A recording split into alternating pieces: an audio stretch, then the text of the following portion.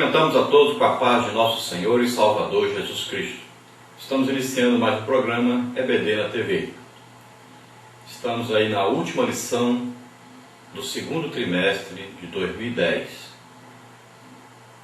Nós temos estudado durante esse trimestre o livro de Jeremias, com o tema Esperança em Tempos de Crise. E a lição de hoje é a lição de número 13, que traz como título Esperança na Lamentação.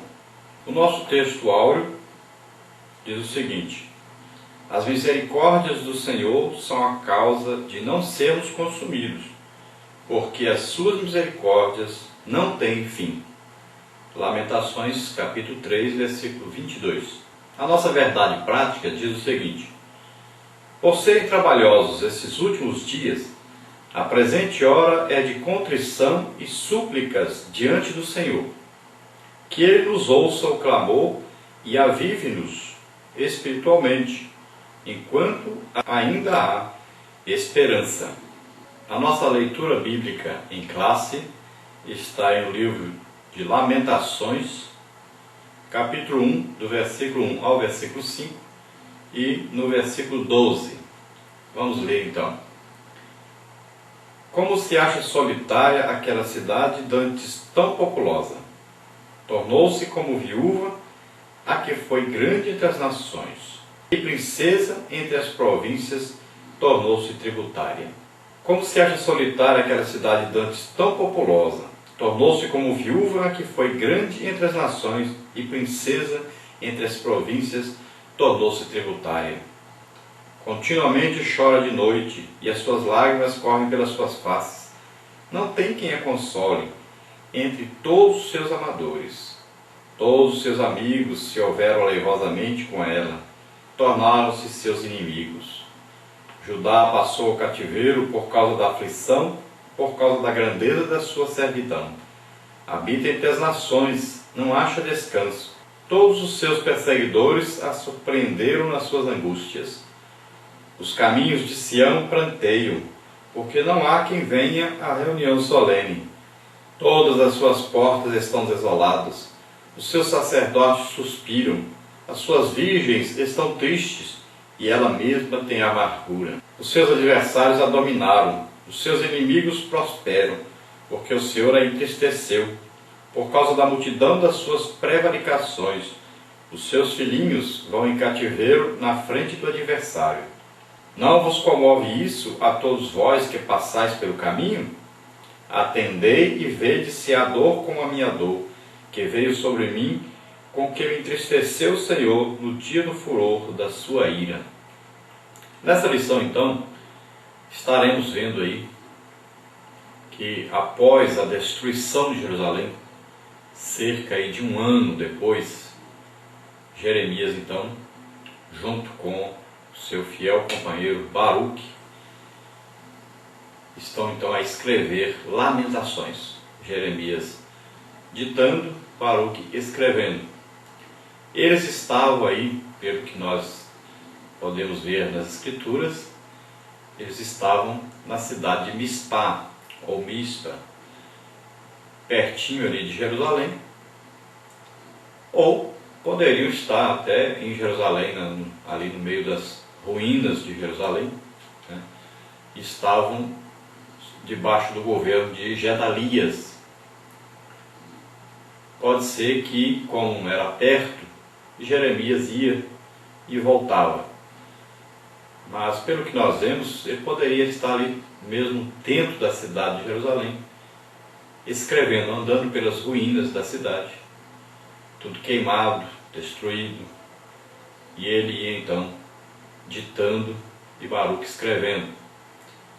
E ele estava chorando, lamentando, estava muito triste e suplicando o favor de Deus, a misericórdia de Deus, intercedendo junto a Deus para que ele pudesse restaurar novamente a sua nação. Nesse livro nós vamos ver então que no princípio do livro de Lamentações, Jeremias fala sobre a catástrofe, a destruição, sobre a prisão, sobre a fome, fala sobre os que foram levados cativos, sobre os que estavam ali passando por um desespero terrível, além da fome, doença, tristeza pelos parentes mortos, pelos parentes levados prisioneiros. Então ele vai vendo aquilo ali e vai sentindo nele próprio, talvez até os seus próprios parentes tenham sido levados prisioneiros, já que ele era de uma família sacerdotal, ou então tinham fugido, porque nós vamos ver no livro de Jeremias ele dizendo que os sacerdotes fugiram, cada um espalhou para um lado, correndo, fugindo. E nós vemos que Jeremias sentia uma grande dor pelo povo, pelo seu povo, e intercedia a Deus. Depois, mais para frente, nós vamos ver que Jeremias passa então a falar de Jerusalém como se fosse então uma mulher que perde os seus filhos, né? Então ele trata Jerusalém como se Jerusalém estivesse clamando. Então é um livro poético com o sentido de uma poesia fúnebre, uma poesia triste, uma poesia de perda de parentes, de amigos, né? Uma poesia onde Jeremias expressa então a sua tristeza, a sua angústia, e ao mesmo tempo ele intercede porque ele vê uma esperança em Deus. Ele sabe que Deus pode resolver, do mesmo jeito que Deus resolveu trazer o juízo e destruir, do mesmo jeito Deus pode trazer a sua misericórdia e reconstruir tudo novamente, e assim ele espera. Então ele diz aí, como se acha solitária aquela cidade. Então aqui ele trata Jerusalém como uma mulher solitária, uma mulher viúva e abandonada pelo seu esposo, no caso Deus, né? E diz que Jerusalém é uma mulher viúva, abandonada, que ainda perdeu seus filhos, porque foram levados cativos, ou então foram mortos, né? Foi traída pelas suas amigas, ou seja, as cidades vizinhas, os países vizinhos, né? O Egito, todos então abandonaram, traíram. Na hora que precisou de ajuda, eles não vieram em ajuda. Aí entram as nações que viviam ali à volta de Jerusalém, algumas nações até cananeias, né? Mas nenhum deles foi em socorro. Antes, pelo contrário, como antes eles tratavam Jerusalém e viam que Jerusalém era uma cidade formosa, maravilhosa, e eles tinham inveja, né, daquela cidade, agora eles olhavam e faziam ela ainda balançar a cabeça e dizer: cadê a cidade? Cadê aquela formosura? Cadê aquele poder? Onde está aquele orgulho dos seus habitantes? Onde está aquela riqueza? Onde estão os seus reis? Onde estão os príncipes? Onde está aquele templo que se orgulhavam tanto?